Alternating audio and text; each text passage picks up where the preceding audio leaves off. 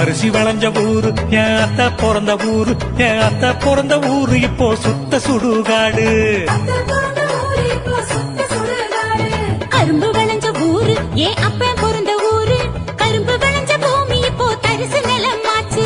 கரும்பு விளைஞ்ச பூமி இப்போ தரிசு நிலமாச்சு.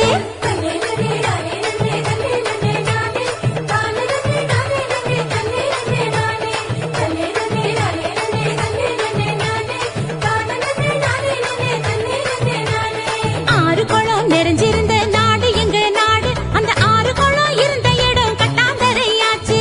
ஆறு குளம் இருந்த இடம் கட்டாந்தரையாச்சு. பாதி இடம் நகராட்சி பஸ் ஸ்டாண்டு ஆச்சு, அதில் மீதி இடம் உயரமான குப்பமேடு ஆச்சு.